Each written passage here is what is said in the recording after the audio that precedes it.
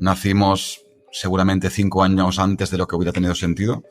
Fuimos demasiado prematuros. No supimos, yo lo diría al revés, no supimos leer bien que el momento no era el adecuado, ¿no? Y ahí es el primer aprendizaje. Se acabó sufrir por pagar nóminas, se acabó sufrir por dar dinero, se acabaron muchos problemas y eso es liberación.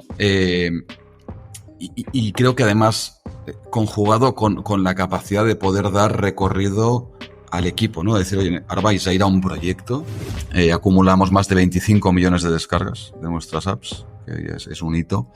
Y a mí algo que me fascina es que mensualmente procesamos y enviamos de nuestros clientes más de 75 millones de push notifications. Desde lo que sería la web móvil versus lo que es desde una app, se multiplica entre por 2 y por 6 en función del e-commerce, en función de la categoría, en función de la ejecución. Pero multiplicar por 2 o por 3 tu ratio de conversión, que te cambia la foto. Marketing for E-Commerce Podcast con Rubén Bastón. Marketing for E-Commerce, learn with us, come learn with us, come to learn with us. Hola marketer, de media más del 70% del tráfico de una tienda online llega vía móvil. Hubo un tiempo en el que se argumentaba que la gente se informaba en el smartphone pero compraba a través del ordenador. Pero los últimos informes de conversión, el de Flat 101 por ejemplo, dicen ya que más de la mitad de las ventas, sobre el 60% de media, también vienen ya vía móvil. De modo que el ofrecer una experiencia de usuario adaptada a móvil es una necesidad básica de cualquier proyecto que quiera vender online. El único debate podría ser si tiene que ser vía web, móvil o vía aplicación móvil. Para confrontar este interesante tema, vamos a charlar con Jaume Gomà, CEO de Reskit, The Upselling Company, software especializado en convertir de forma rápida y económica cualquier web preexistente en una aplicación móvil, aumentando inmediatamente sus ventas desde dispositivos móviles. Tendremos tiempo para revisar su trayectoria en Ulabox y Sésamo, pero con foco en hacer yo de poli malo sobre si todo el mundo debería tener app, teniendo en cuenta que el que no la usa se la borra, por ejemplo. Veremos cómo sale Jaume del interrogatorio. Pero antes... Reskit es una tecnología española, made in Lleida, vecina de otra plataforma e-commerce de referencia, Logicommerce. Logicommerce, plataforma en la que están realizadas tiendas online de proyectos como Volkswagen, Eureka Kids o Munich Sports, hace tiempo que apostó por el enfoque headless en vez de ser un entorno monolítico. Por si esto te suena chino, viene siendo el que es mucho más flexible a la hora de poder personalizar el diseño, de separar la parte front de la parte back o integrar distintas herramientas o incluso integraciones con terceros. Con uno de los costes más bajos del mercado, si hablamos de ese concepto del TCO, el Total Cost of Ownership, ¿no? El total de lo que te acaba costando en la práctica, no solo dinero, sino si tuvieras desarrolladores, ¿verdad? Vamos, que tiene unos buenos costes si lo analizas a nivel profundo de negocio y sin limitaciones técnicas, Logicommerce se convierte en una solución ideal para las empresas que están buscando escalar y ser rentables y tener un control total sobre su tienda online. Tienes toda la info para conocerla más en logicommerce.com. Marketing for E-Commerce, learn with us, come learn with us, come to learn with us. Jaume Gomà, muy buenas. Buenos días, ¿cómo estamos, Rubén? Bueno, pues un placer tenerte aquí con nosotros. Estamos resolviendo un error histórico de que aún no hubieses pasado por este podcast, porque a ti te conozco ya no desde Reskit, sino desde los tiempos de Ulabox, que fue para mí un proyecto que enseñó el camino a los supermercados actuales que ahora tanto van presumiendo, ¿no?, de vender online. El que les enseñó cómo hacer una web bonita y vender como supermercados fue Ulabox en su momento. ¿Qué recuerdas con más cariño? ¿Qué significó para ti aquel proyecto de Ulabox? Bueno, primero, muy contento también de estar aquí hoy. Con muchas ganas de hacer este podcast contigo, que son muchos años ya de conocimiento mutuo y no habíamos hecho este paso, así que muy feliz. ¿Y qué recuerdo con más cariño? Seguramente hay dos grandes bloques, ¿no? Por una parte el equipo, lo que llegamos a conseguir a nivel de creación de equipo, creación de cultura organizacional y cómo lo mantuvimos durante el tiempo y cómo fuimos mejorando año a año en este aspecto. Para mí es un gran recuerdo y aún sigo en contacto con gran parte del equipo y y con mucho cariño, ¿no? Y la otra, y también va con un vínculo humano, lo que logramos cambiar, lo que logramos impactar en mejorar, en hacer felices a nuestros clientes. Y este mismo fin de semana, ¿no? En un bar de una estación de esquí me encontré con un antiguo cliente que me pasa cada tanto eso, que me dijo, ¿cómo os echo de menos? Porque Wow. hoy ya no da servicio. Y, y cómo os echo de menos. Qué bien lo hacíais. Era una pasada, ¿no?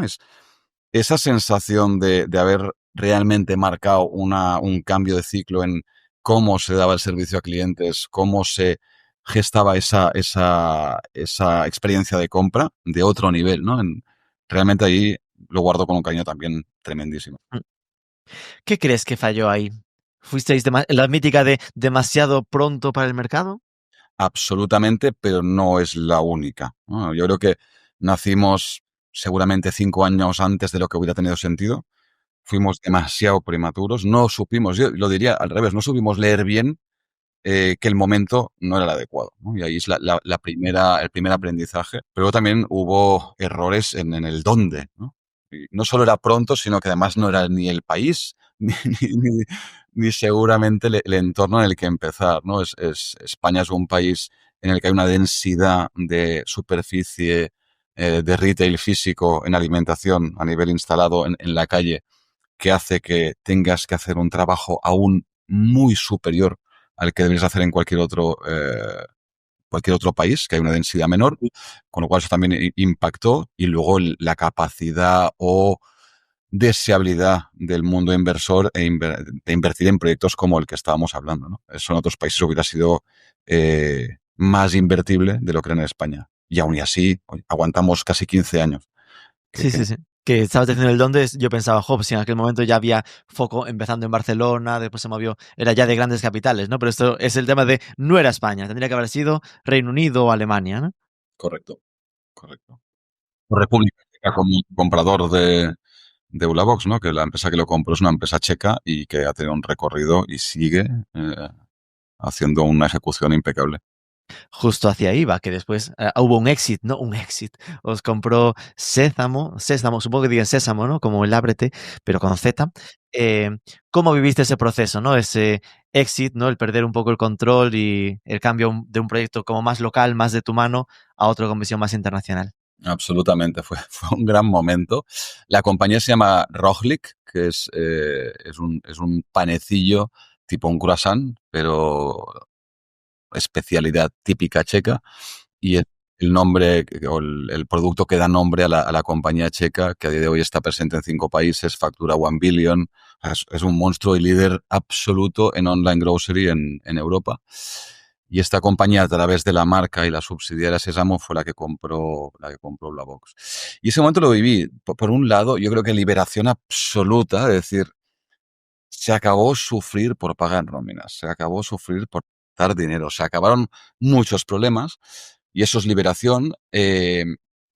Y creo que además, conjugado con la capacidad de poder dar recorrido al equipo, ¿no? Decir, oye, ahora vais a ir a un proyecto, porque la compra era no solo quedarse con la compañía, sino además vehiculizar a través del equipo de Ulabox todo el lanzamiento de la marca Sésamo en España, en Madrid primero y en Barcelona después.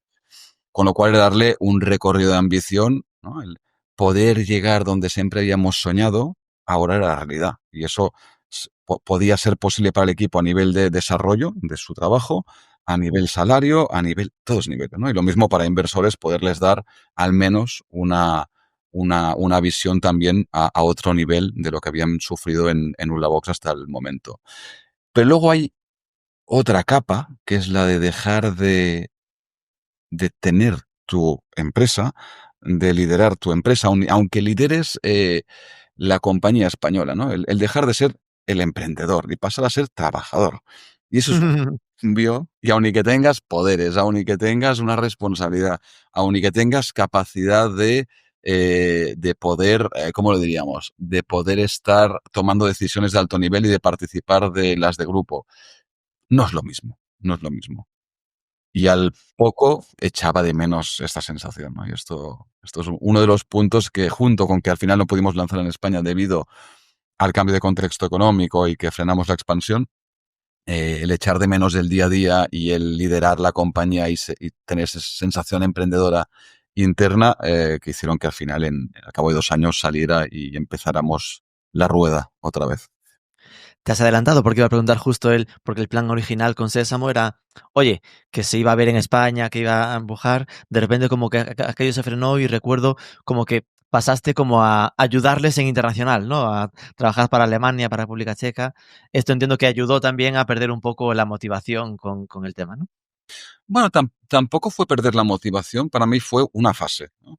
Yo creo que la oportunidad que tuve allí me pasaba 3-4 días entre República Checa, Múnich y alguna otra ciudad de vez en cuando, por, por semana, lo cual era intenso a nivel, diríamos, a nivel familiar, a nivel descanso, pero era súper, súper, súper enriquecedor a nivel profesional. O sea, he aprendido, he vivido, he disfrutado muchísimo.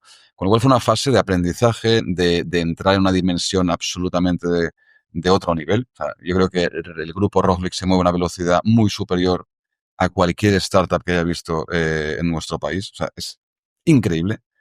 Eh, y yendo ya a un tamaño de compañía muy, muy grande, ¿no? Con 4.000 empleados. Y la verdad que las dinámicas y todos los procesos, todas las metodologías y el realmente tocar lo que habíamos siempre soñado, verlo hecho realidad, ¿no? Tanto a nivel de a nivel de P&L, de hacer números positivos en alimentación. Con lo cual, ahí hubo mucha motivación, lo que no para estar 10 años más o 15 años más. Entonces fueron año y medio, 2, suficiente aprendizaje. Al ver que no había visos de poder lanzar España cuando realmente deseábamos, pues preferí volver a la guerra, a las trincheras, a pelear de cero con mi equipo de siempre y buscando algo en lo que tuviera un impacto mayor, aun y que fuera más pequeñito, ¿no? Que tú decías, la liberación de no tener que pagar nóminas y de repente te pones como CEO, como socio también en Reskit. Cuéntanos, llegamos a Reskit, en pocas palabras, ¿cómo definirías la propuesta de valor de Reskit al ecosistema de e-commerce? Pues yo creo que Reskit al final hace fácil, rápido y eficiente lo que siempre había sido un gran dolor para un propietario o gestor de un e-commerce, que es que a medida que ibas viendo que tu experiencia de compra y tu porcentaje de audiencia móvil te requerían de hacer una aplicación nativa de iOS y de Android para tus clientes, te encontrabas con unos puntos de dolor, ¿no? Los clásicos pain points enormes, empezando por el coste de creación, alrededor de 100.000 euros, fácil. Eh, Tiempo de creación, 12-18 meses, y luego costes de mantenimiento, la gestión, si eran internos, de los desarrolladores de iOS y de Android, si eran externos, la gestión de la agencia, pasarte la vida sincronizando entorno desktop con entornos iOS y Android, no poder entregar al equipo de marketing un canal de venta con autonomía, sino que siempre dependiendo de IT o de agencia externa, etcétera, etcétera, etcétera. Entonces, Reskit crea una tecnología que permite que todos estos pains desaparezcan de un plumazo, ¿no? Oye, velocidad de creación, ¿no? En horas tienes una app creada sin necesidad de conectar con ninguna API, ningún backend. No tengo que pedir permiso a ningún interlocutor al que le voy a hacer una demo 100% operativa de su negocio y en 4 semanas la puede tener publicada en los markets generando ventas, ¿no? Con lo cual, la velocidad ya creo que erradicado el problema de tiempos. Costes. Lo mismo, pues, se crea una solución que es un modelo de suscripción, un modelo SaaS, por el cual, por un fee anual, tienes un servicio de creación, de publicación, de formación, de mantenimiento y de atención al cliente, que es menos que el coste mensual que puede tener un desarrollador de software de una de estas tecnologías, iOS o Android. Con lo cual, eficiente en costes de una forma bárbara. Y además, esto está hecho en una plataforma que es una plataforma con una UX muy buena, con una experiencia de usuario muy buena, que permite que cualquier persona sin conocimientos de programación, sin conocimientos específicos y muy profundos de diseño, pueda mantener y pueda evolucionar una app desde un panel, navegación web, y poder gestionar ese canal de ventas que en alguno de nuestros clientes suponía más del 40% del total de su cifra de negocio. Sí, es que sin duda, yo al final puedo ser poco objetivo porque llevo años presumiendo bastante recomendando bastante el servicio de Reskit, porque al final siempre me ha parecido un no-brainer, ¿no? La duda podía estar en si el proyecto necesita o no necesita una app, que eso podemos comentarla ahora, ¿no? Pero que si la necesitaba o quería hacerla, en plan, siempre me parecía tan salvaje lo que ofrecía y lo que ofrece Reskit, ¿no? Que de hecho, esta semana pasada estuvimos en PC Componentes, literal, en la sede con el evento e-commerce for e-commerce, y fíjate que al final es un proyecto, mira, que vimos ese centro logístico donde han invertido 20 millones, que no es que les cueste el invertir en tecnología propia cuando haga falta, ¿no? Pues la app la tienen con Reskit. No solo eso, tenían una app propia, igual que la tenía Trading. Y debido a todos esos dolores, ya una vez configurada, ¿no?, esa sincronización, ese mantenimiento, esa poca agilidad, decidieron venirse con nosotros, los dos. Claro, es que al final cuando uno piensa en el tema multicanalidad versus omnicanalidad, ¿no? Al final, tener las apps nativas no deja de ser una fase anterior de esto, ¿no? El rollo de tengo una app ad hoc, vale, pero que cada vez que quiera hacer un cambio en la web, tengo que hacer un cambio, ¿sabes? Como por separado.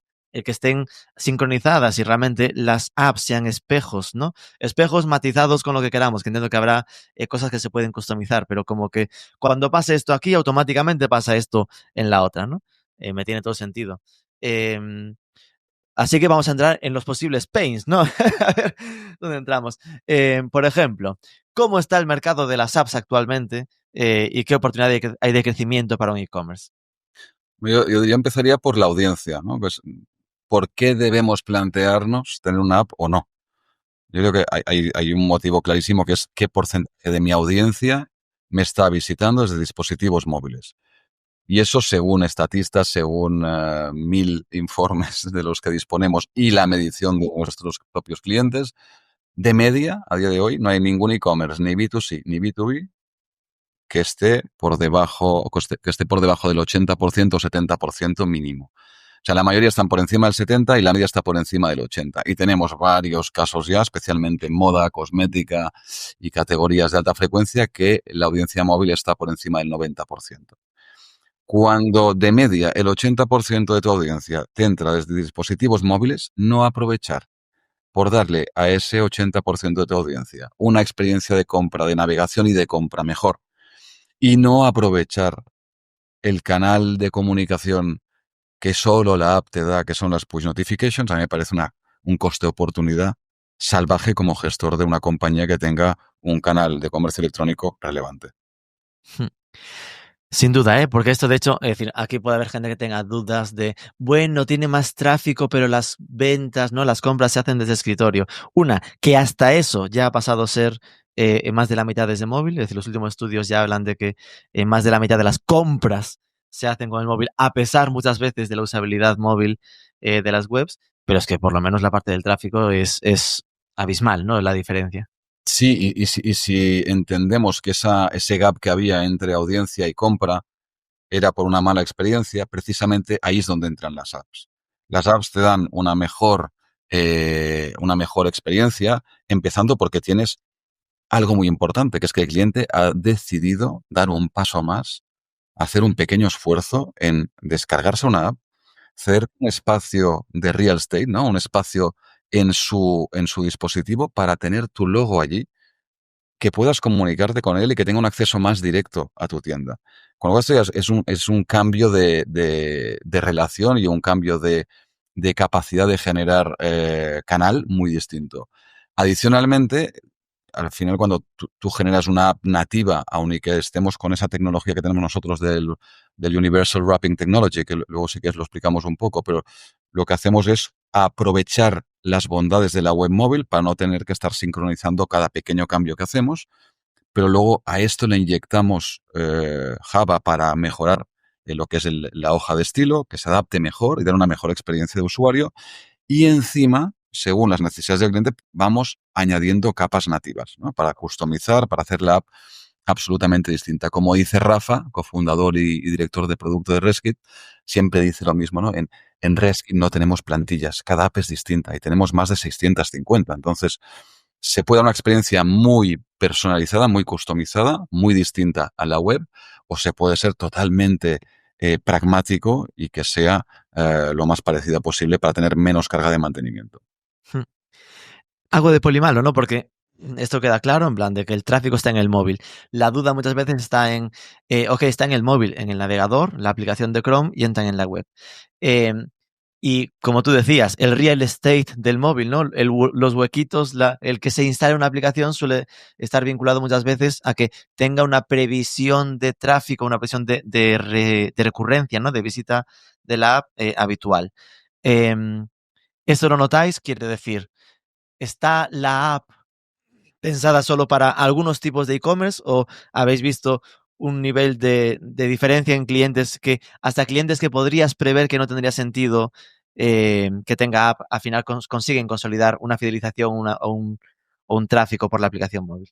Hemos visto clientes que intuitivamente hubieras dicho eso no tiene sentido y que luego acaban sacándole un partido muy interesante. El por qué es porque al final han entendido que la app no solo es un espacio o un canal de venta, sino que es un espacio también de comunicación y relación con el cliente.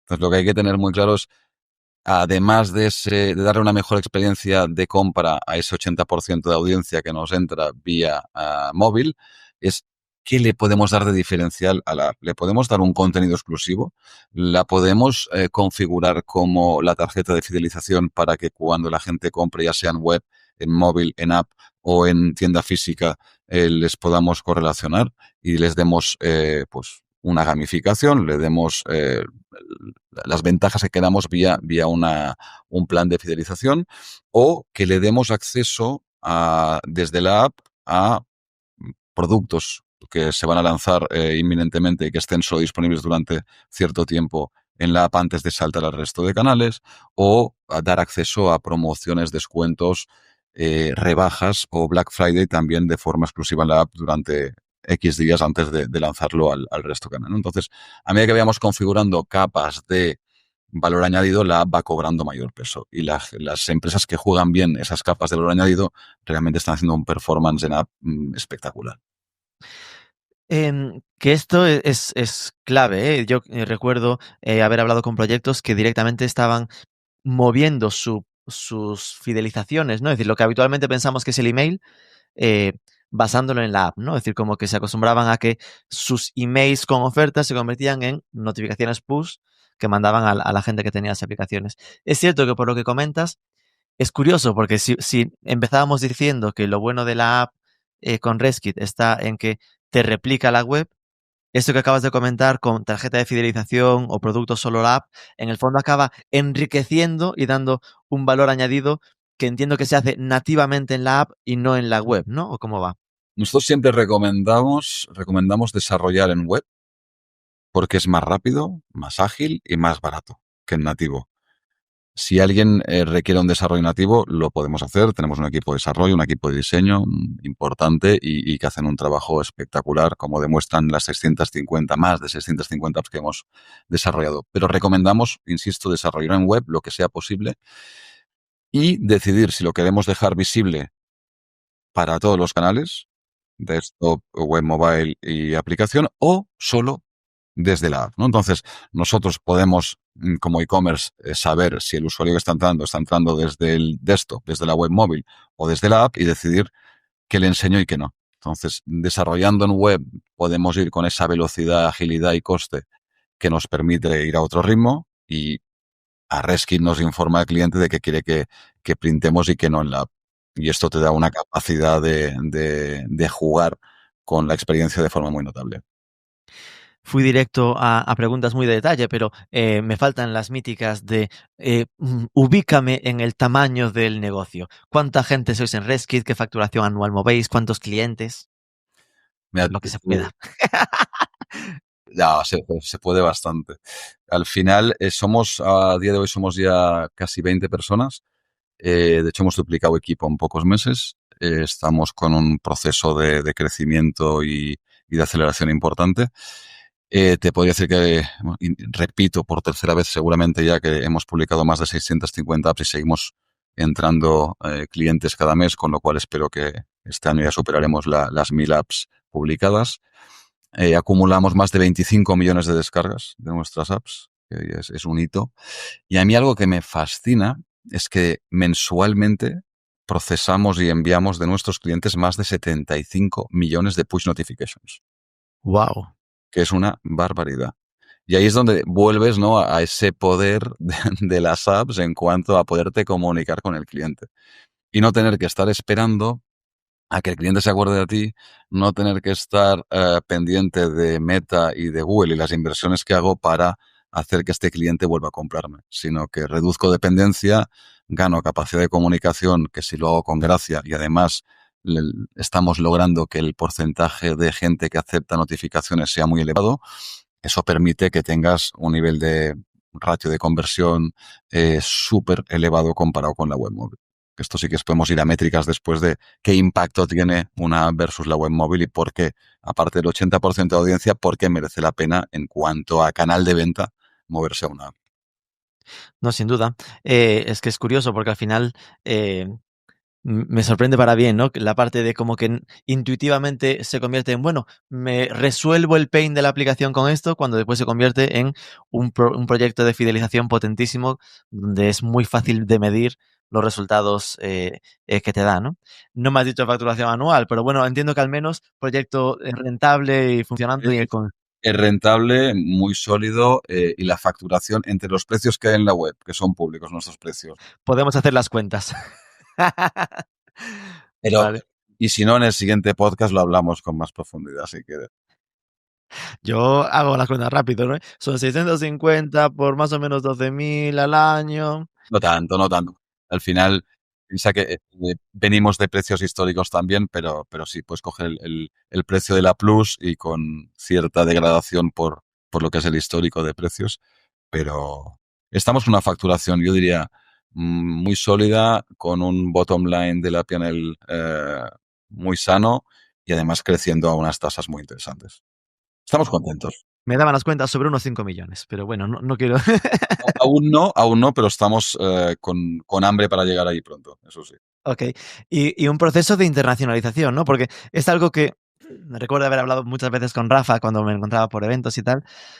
Literal, ¿eh? Y no me odies por esto. Yo le decía, creo que a veces sois demasiado baratos. En plan, del aporte de valor que daba, que me hacía la sensación de que a veces costaba verlo como un proyecto para X, ¿no? Para el Corte Inglés o marcas así más potentes, porque faltase como esa versión de, oye, esto es un producto de calidad, ¿no? Una especie de posicionamiento, que creo que es algo que estáis ahora trabajando mucho, ¿no? Muy de acuerdo, y era uno de los puntos de mejora y parte de los motivos por los que sumamos fuerzas con el equipo original de Reskit, que era el producto es mucho más potente del recorrido que ha tenido hasta la fecha, por un lado, y de la capacidad que puede tener de cambiar en grandes compañías, en grandes players, lo que es la relación con el cliente y la gestión del canal de venta online, ¿no? Y ahí es donde y hay que reconocer méritos, ¿eh? Antes de nuestra llegada ya tenía Rescript clientes como PC Componentes, como Trading, como la Casa del Libro. O sea, que no hablamos solo de clientes pequeños ni muchísimo menos. Pero sí que hemos... Fíjate, yo solo veo claro, y a veces me pasa, perdón, sin duda, estos que son ejemplos de marcas muy potentes y muy inteligentes, que compran con objetividad. Pero pues hay grandes marcas más tradicionales que al final no saben tanto y que se dejan llevar más por lo emocional y no tanto por lo racional. Es como que si no lo hace Accenture, por entendernos, da miedo, ¿no? Que necesitan que le claven 50.000 euros de primeras para entonces pensar que el producto es bueno. Ayuda mucho, el portfolio ayuda mucho, por un lado, y ayuda mucho también la cierta configuración de la matriz producto-precio. Y justo estamos acabando de finalizar la nueva versión que yo creo que en pocas semanas la tendremos live. También hemos estado pilotando con grandes grupos de retail. De hecho, Hay clientes que han entrado a trabajar con Reskit hace pocos meses y son clientes que facturan 5.000 millones, 14 millones a nivel anual y con operaciones en 30, 40 países, ¿no? Entonces, ahí estamos ya demostrando que esto es real, que se puede hacer, que lo podemos ejecutar bien y ganando credenciales para poder seguir en esa captura de cliente de otro tamaño. Y un cliente que ya no es el líder en pure player, sino que además puede ser líder en omnicanalidad, ¿no? Y en físico. Y ahí hay una oportunidad. Sin duda, que yo creo que obvio, igual os fuerza a cierto nivel de adaptación del producto, ¿no? Recuerdo en su momento hablar con Empathy, por ejemplo, a nivel buscadores avanzados, y me hablaba de lo diferente que eran los servicios a corporate, ¿no? A este tipo de empresas grandes. Oye, que igual te exigían que el alojamiento tiene que estar en su nube, no en una nube, sino en la suya, entonces como que te fuerza a ciertas adaptaciones, pero bendito problema, ¿no? Es decir, que os arrastre a ese tipo de ad hocs para ellos, ¿no? Te requiere más, o sea, el ciclo de ventas acostumbra a ser algo más lento, por decirlo así, y la gestión o el tiempo dedicado a gestionar el cliente a posteriori también es mayor.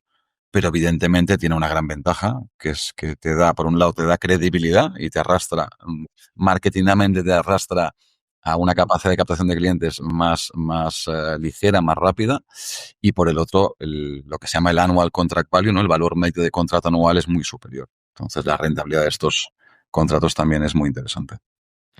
Me encantó, esto lo confieso aquí abiertamente, lo del nuevo baseline, el del The App Selling Company, porque juega tan bien con las palabras, con el app de aplicación móvil, porque se ha escrito app como aplicación móvil, pero suena a upselling, que es lo de incrementar las ventas, ¿no? Es decir, que de repente conjuga automáticamente el somos expertos en apps con cómpranos que te vamos a ayudar a vender más, literalmente, ¿no? Tenéis medido, ya lo mencionabas antes, ¿no? El impacto que suele tener la implementación de Reskit en las ventas de los clientes. Lo tenemos medido, pero antes creo que merece también, debe ser dicho, que ese baseline que tanto te gusta y que a mí también me fascina, es de un amigo en común. Esto es creación de Valen, que es nuestro CMO. A Y pesar de eso, me gusta. a pesar de eso, le gusta. Está haciendo magia, Valen está haciendo un trabajo espectacular y en ese baseline realmente resume, como se dice en inglés, ¿no? En a nutshell, de forma muy fácil, muy concreta, muy contundente, lo que es el propósito de Reskit, que es ayudar a las compañías de e-commerce a vender más y con mayor rentabilidad a través de una app, ¿no? Y eso se traduce en porcentaje de conversión de un e-commerce que es ultra crítico, ¿no? Desde lo que sería la web móvil versus lo que es desde una app, se multiplica entre por 2 y por 6 en función del e-commerce, en función de la categoría, en función de la ejecución. Pero multiplicar por 2 o por 3 tu ratio de conversión, que te cambia la foto, ¿no?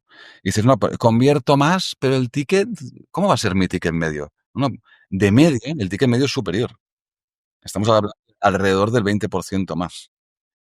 Y evidentemente, alguien que ha hecho el esfuerzo de descargarse una app, alguien que eh, le puedes comunicar vía push notifications, tiene, por un lado, una deseabilidad de comprar, que por eso se descargará mayor, pero además con las pushes, eso lo retroalimentamos muchísimo, con lo cual la frecuencia de compra se duplica, la retención se duplica y acabamos en una foto en que es la clásica ley de Pareto, ¿no? Tienes el 20% de clientes que te hacen el 80% de la cifra de negocio.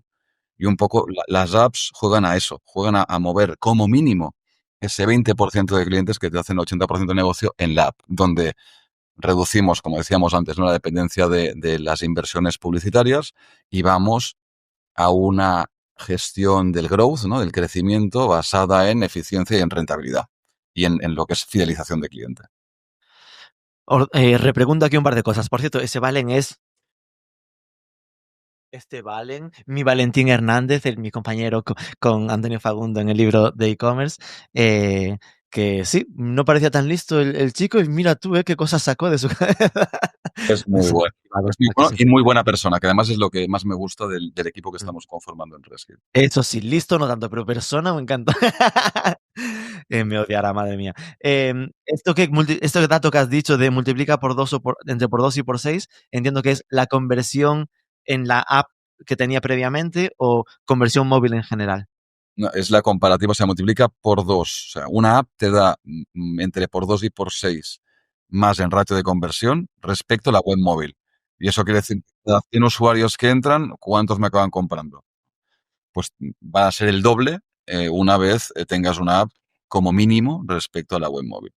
Vale, entonces ahí el gran reto, y ya metías la venda antes de la herida, sería conseguir que se la descarguen, ¿no? Porque desde que se la descarguen, claramente sabes que va a funcionar, que va a comprar mucho más, que tendrá un ticket medio más alto, que tendrá más frecuencia de compra. Pero claro, ahí el reto que está, sabrás de base que van a ser menos que los que entran en la web, pero también va un poco de tu tejado que hagas cosas, ¿no? Del estilo que cuando entren por la web móvil, sabes que es desde la web móvil, por lo tanto, les salga el aviso de mejora tu experiencia descargándote la app y que vayas animando y forzando a que se la descarguen, ¿no? Eso es lo que llamamos la fase de adopción, ¿no? Hay como fase de adopción, que es la inicial, voy a llevar usuarios a la app porque me es más rentable, fidelizo mejor, convierten mejor, etcétera. Y luego está la fase de activación, cómo hago que esta base de clientes tenga una frecuencia superior y vaya gastando más anualmente.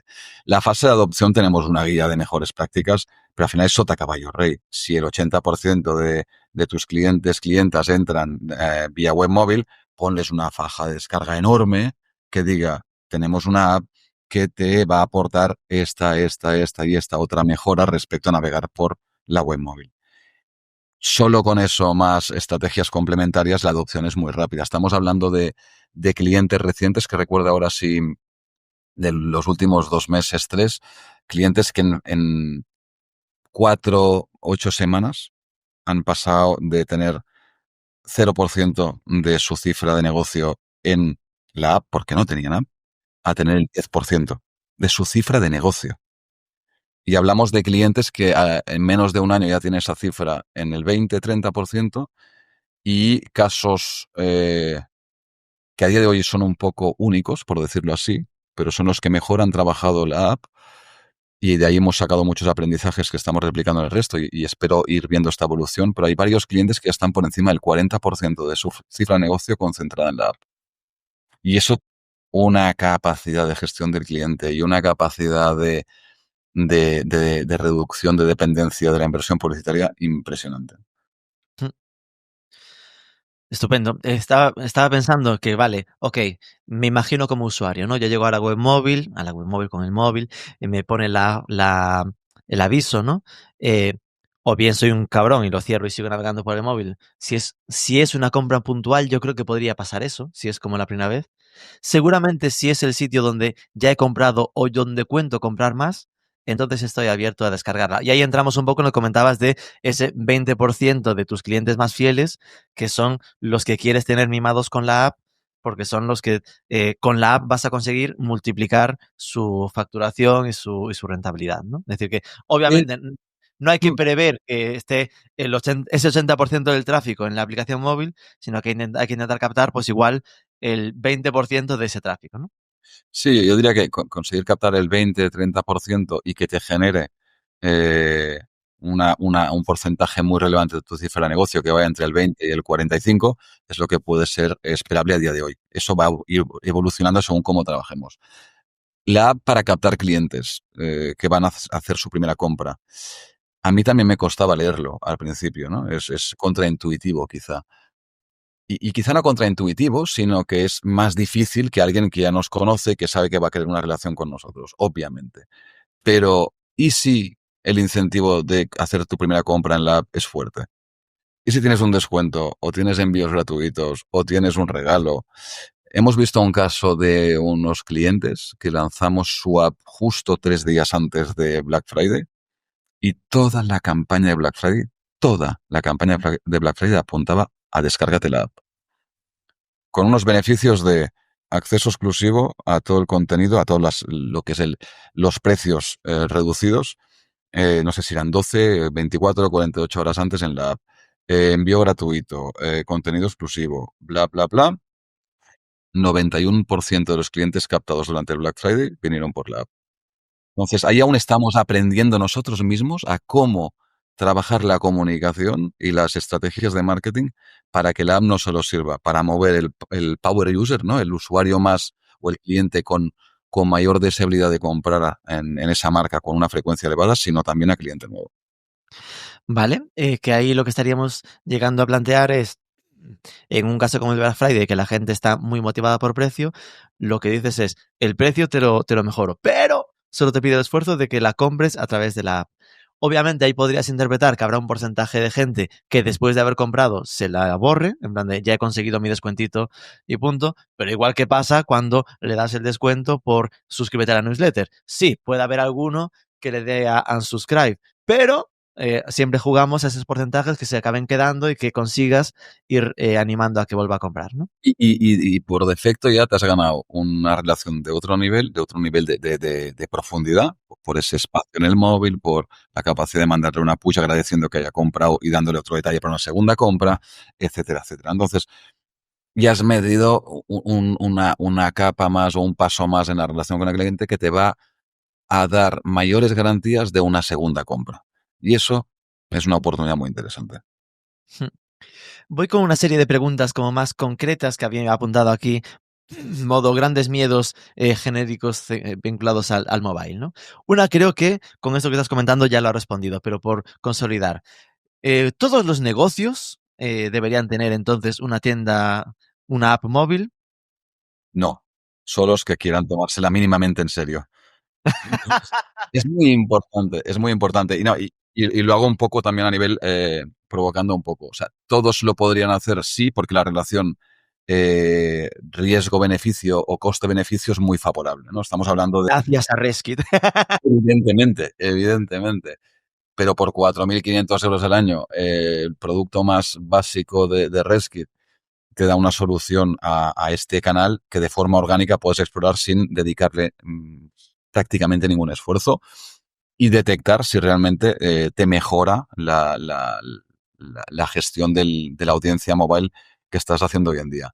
Ahora, yo sí que priorizaría por compañías que tengan una frecuencia de compra mayor, aun y que estamos viendo casos de compañías con frecuencias de 1.1, 1.2 compras al año, que es prácticamente una relación de una compra al año, que gracias a la app eso se consigue ir cambiando progresivamente. También priorizaría compañías que sean capaces de dedicarle 2 horas a la semana de alguien del equipo de marketing a gestionar la app porque le van a sacar más brillo. Y también recomendaría compañías de cierto tamaño de audiencia y de facturación, porque una cosa va con la otra, ¿no? También tendrá mayor capacidad de gestionarla. Nosotros siempre decimos que al final, a partir de 30.000, 50.000 visitas, todo e-commerce que tenga una frecuencia de mínimo 1 punto algo debería estar planteándose tener una app. 30.000, 50.000 visitas mes. Mes, era por saber si era mes o año, según, para que la gente me suelte. Vale.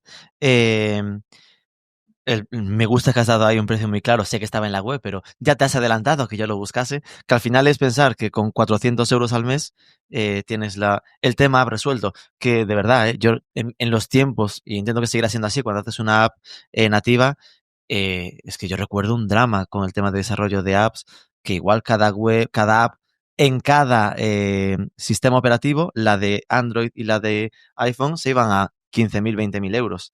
Desarrollo y después mantenimiento, ¿no? Es decir, que... Hasta más, cuando es un e-commerce un poco... Sí, estoy hablándote de los muy 2014 debía ser esto. Piensa que yo en 2010 hice la primera app de un supermercado con el equipo de Ulabox, externalizada la primera y la siguiente la hicimos in-house.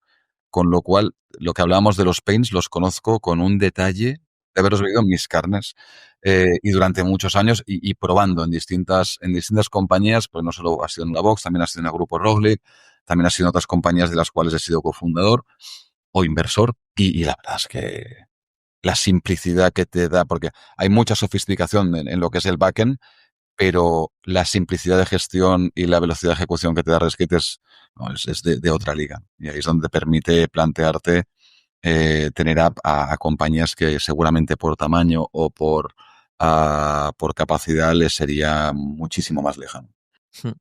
A día de hoy, ¿a quién le recomendarías que se haga una web, un desarrollo ad hoc de aplicación móvil? ¿A qué tipo de empresa? Es decir, ¿para qué? Si es que tiene sentido aún, igual la respuesta es por favor.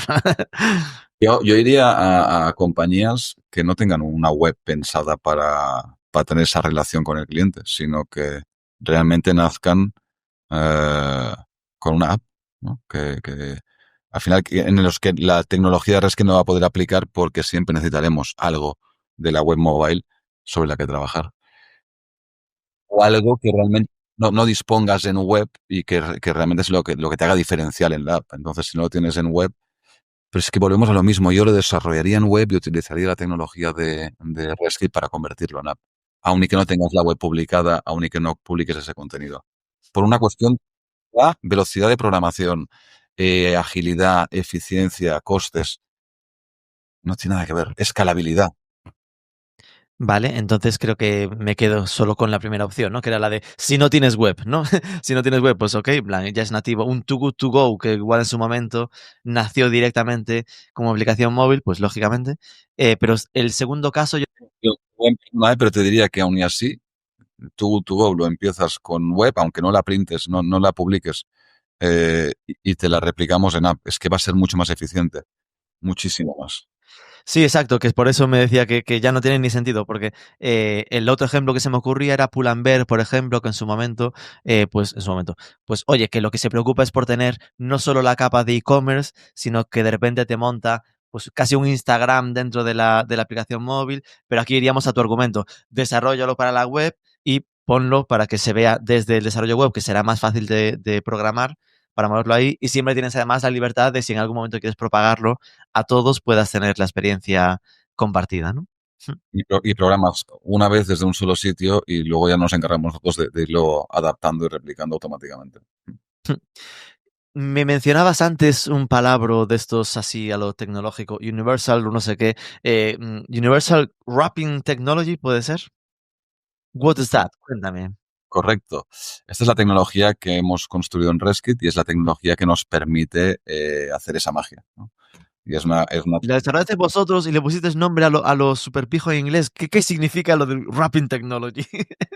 es cómo logramos que sin necesidad de código por parte del cliente, sin necesidad de programación, podamos dar una solución en tiempos y en costes tan sencilla, tan ágil y además evitando esa sincronización entre los dos entornos, sino que se sincronice de forma automática y sola el contenido del cliente para que pueda tener esa app nativa publicada en los markets en su perfil de compañía, ¿no?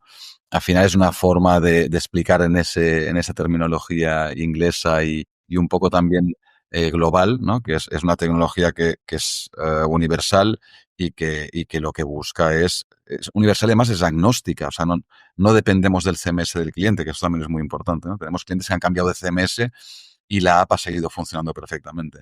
Entonces, lo que buscamos es esa forma de explicar en un vocablo o en tres vocablos en este caso lo que hace esa tecnología, ¿no? Que es intentar. Que lo de wrapping es como el wrap, que el bocadillo va por el concepto de capas o algo así. Exacto, las capas nativas y las capas de la web mobile del cliente que utilizamos ajustando esa experiencia de navegación en la capa de la web móvil. Que para el que se imagina de base, que entiendo que el servicio base es lo de te replico la web en la app. ¿Qué capas extra, no? Antes mencionabas, tengo por aquí, oye, la parte de la tarjeta de fidelización, productos solo en la aplicación, pero aquí entiendo que también decías que era mejor si estaba en la propia aplicación. Es decir, lo que quería preguntar es, ¿qué hay de añadido de RESTKit respecto a una versión original web?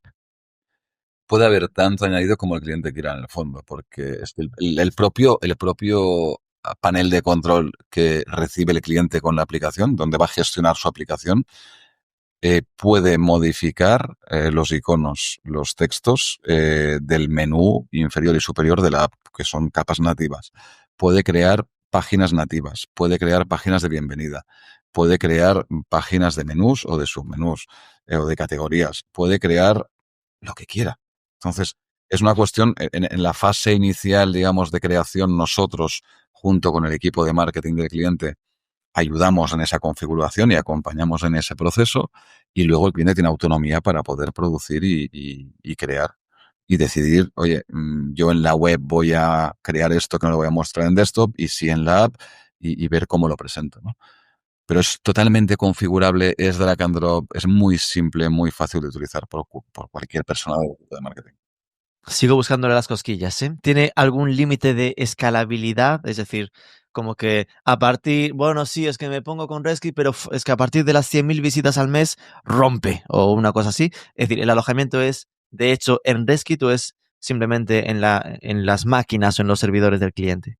Ni lo uno ni lo otro, en el fondo. Trabajamos con AWS y tenemos la escalabilidad propia de Amazon Web Services, y es lo que nos permite la semana antes de Black Friday tener tranquilidad operativa y dar un servicio excelente, y tenerlo también la semana siguiente con el boom de audiencia, de tráfico, de envío de pushes que supone. Nunca hemos tenido issues a nivel de problemas, a nivel de escalabilidad, y porque está estructurado de esta forma, está balanceado y está alojado todo en Amazon Web Services.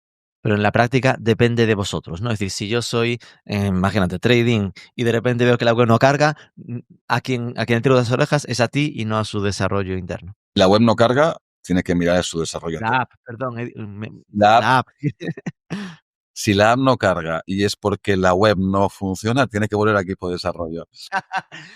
Veo que Si la app no carga, pero la web en cambio me sigue cargando, es culpa tuya. deberíamos hablar, y ahí es donde tenemos un servicio 24/7 hasta mi móvil a disposición de los clientes. Pero no es algo que estamos experimentando, la verdad. No ha ocurrido. Vale. En los últimos años no ha habido ningún caso de estos. Sigo imaginándome cosas, ¿eh? Vale, ok, según el tamaño de marca, ¿no? Porque obviamente si es pequeña, pues me lo imagino como más asequible, es decir, asequible me refiero a como más abiertos a hacer una experiencia así. Pero en marcas un poco más grandes, pues acabará pasando que ya tengan su propio servicio, equipo de IT, ¿no? De desarrollo.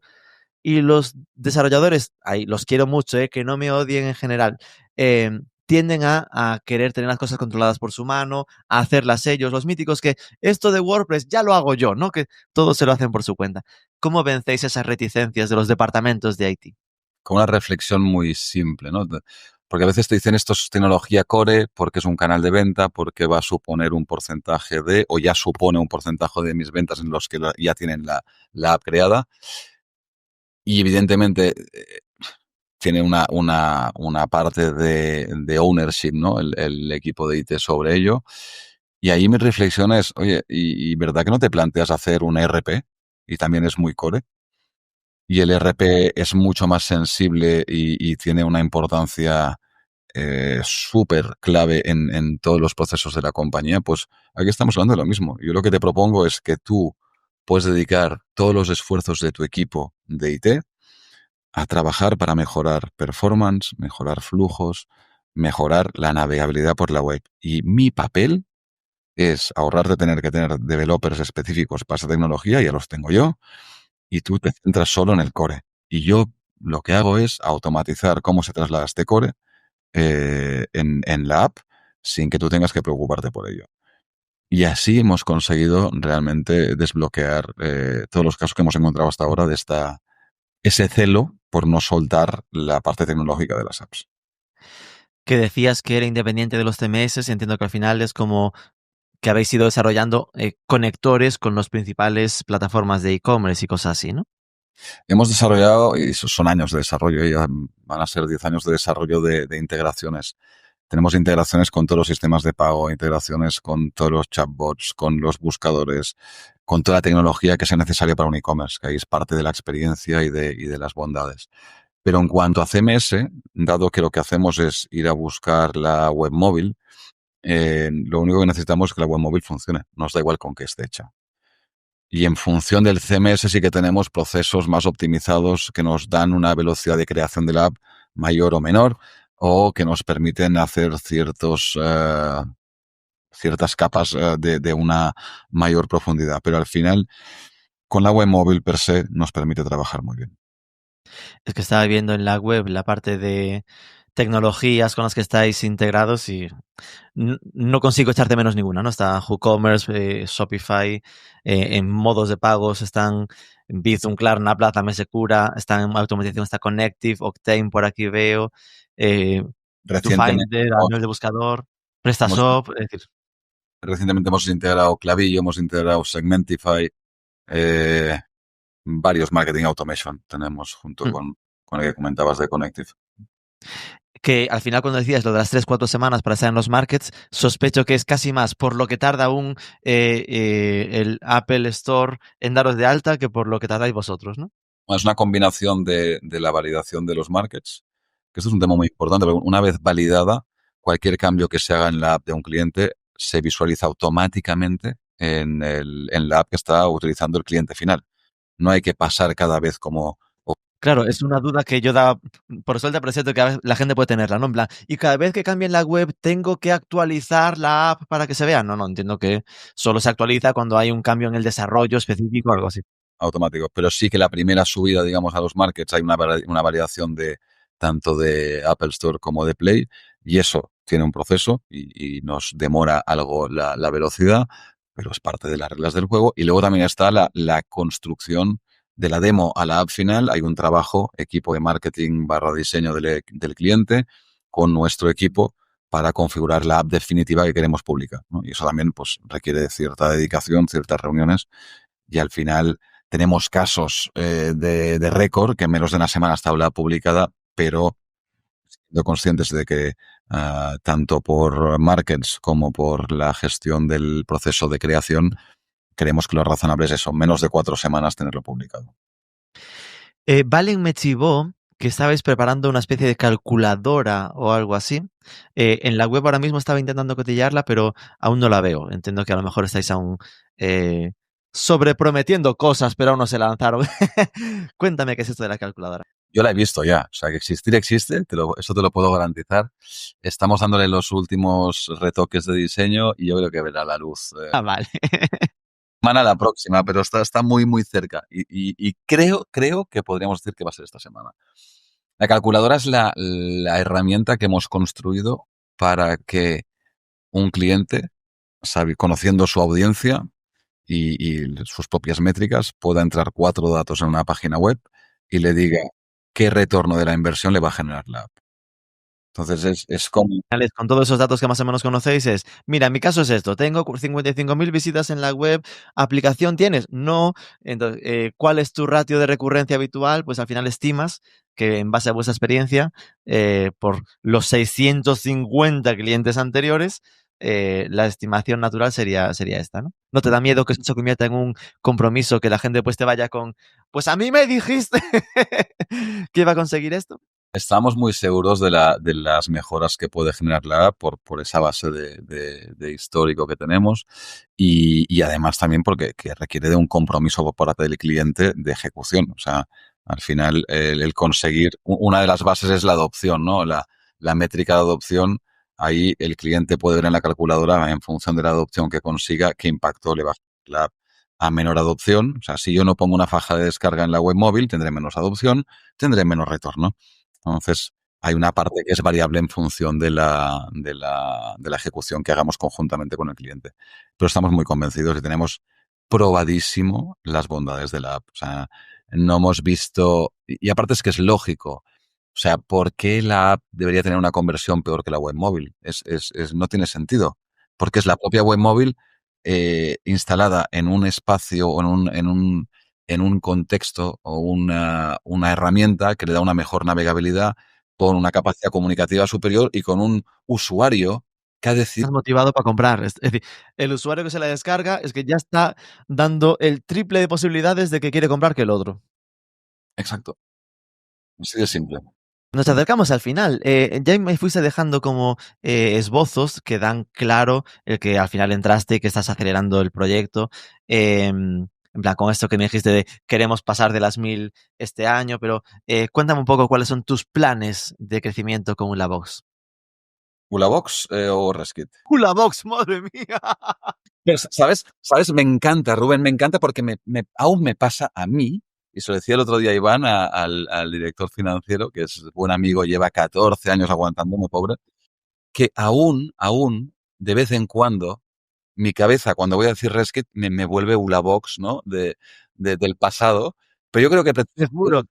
tiene magia porque al final lo vivo con la misma pasión que viví Ulabox, lo siento con esa fuerza y al final, pues es como si hubiera trasladado todo ese conocimiento, toda esa vivencia y toda esa ilusión y pasión a Reskit, con lo cual no tiene nada malo, o sea que no te preocupes que... Es que en el móvil aún te tengo como Jaume Gomau la box. Al acabarlo cambio, hay que pasar de fase.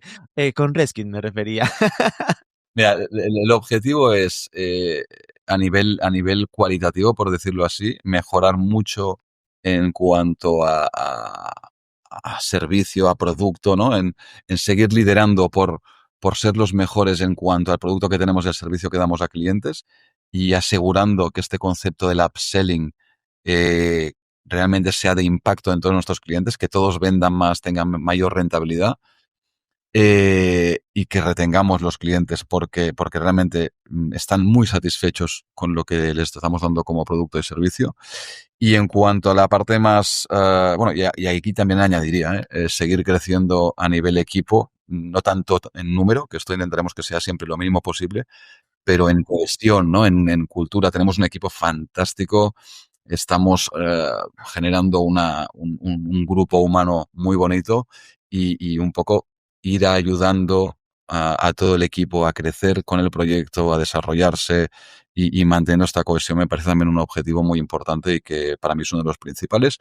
Y a nivel ya más cuantitativo, ¿no? De compañía, para mí es convertir en un por 10 lo que tenemos hoy. O sea, queremos crecer en Europa, en Latinoamérica y en Estados Unidos un proyecto que hasta hace poco era meramente un proyecto líder en España, pero solo en España o con pequeños destellos. Un porcentaje de la facturación muy pequeña estaba afuera y ahora ya estamos empezando a cambiar de ciclo. De hecho, yo creo que este mes llevamos más clientes de fuera de España que de España como clientes nuevos. Así vamos a esa aceleración, ¿no? Ser capaces que desde un rincón de la provincia de Lleida, que es donde tenemos los headquarters, ser capaces de ser el líder mundial, la referencia mundial, como le gusta mucho al amigo en común, Valen, lo que siempre digo, ser la autoridad mundial a nivel de comercio móvil, a nivel del canal de venta apps, que es hacia donde vamos. Es que la realidad es que yo no he visto a nivel internacional un producto como este. No sé si vosotros igual tenéis mapeada alguna plataforma, pero creo que, o sea, que me lo creo mucho. Es decir, que es algo que yo veía aquí, decía, es que cuando he ido a México o hablo con proyectos internacionales, nunca me he encontrado a nivel de herramientas algo como esto. Es decir, que la oportunidad es potente. La oportunidad es enorme, pero enorme. Y sí, evidentemente hay gente que hace apps, hay compañías que hacen cosas parecidas a lo que hacemos nosotros, pero alguien que tenga el mismo approach a nivel tecnológico, con esa visión de no-code, de velocidad, agilidad, coste, eficiencia, no hemos encontrado a nadie.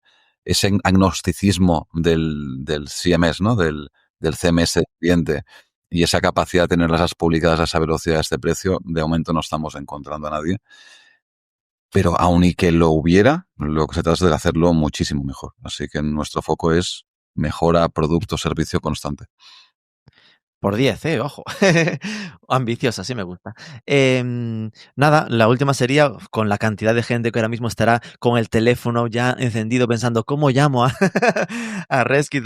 ¿Dónde los mandamos para que os busquen? ¿A la web, a reskit.app o...?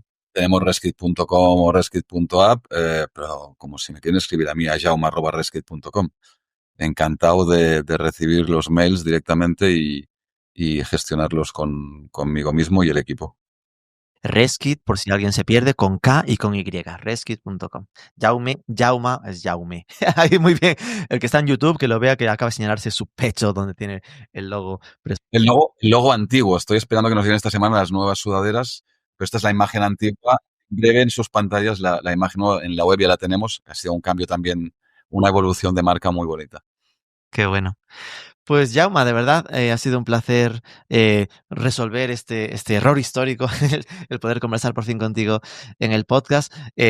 no hemos podido poner tanto foco como podría haber sido, ¿no? En cómo fue la historia de Blackbox y de Sésamo, pero impresionante lo que estás ahora empezando a escalar, ¿no? Y a construir a futuro con Reskit. Así que nada, muchísima suerte con los proyectos y a por todas. Muchas gracias, me lo he pasado muy bien, o sea, he disfrutado mucho del podcast y también, y para acabar, creo que es de recibo, agradecer mucho a todo el equipo ya original de Reskit que creó lo que hoy estamos pudiendo escalar, que sin ello no hubiera habido esta opción y tienen un mérito y está habiendo una relación fantástica con ellos y con todo el equipo que se ha ido incorporando al equipo que está permitiendo que avancemos la velocidad que lo hacemos. Así, qué bueno. Muchas gracias. Pues un abrazo, Jaume. Chao, chao. Un abrazo, Rubén. Hasta luego.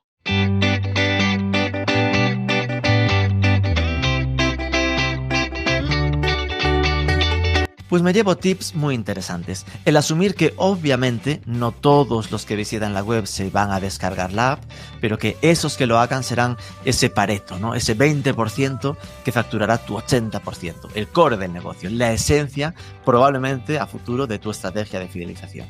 Y que en general se le puede sacar mucho partido con poco esfuerzo. Y ya después si te esfuerzas, pues la locura. Han sido ejemplos bastante interesantes. Esto es todo. Recuerda que tienes los mejores artículos sobre el sector online en marketingforecommerce.net. Si te interesa el ecosistema LATAM, tenemos otro podcast específico con Juan Rodríguez, nuestro compañero en México. Busca Marketing for E-Commerce México. Y no te olvides de suscribirte a nuestro querido podcast. Si ya lo estás, déjanos tus 5 estrellitas en Spotify y nos escuchamos el próximo lunes.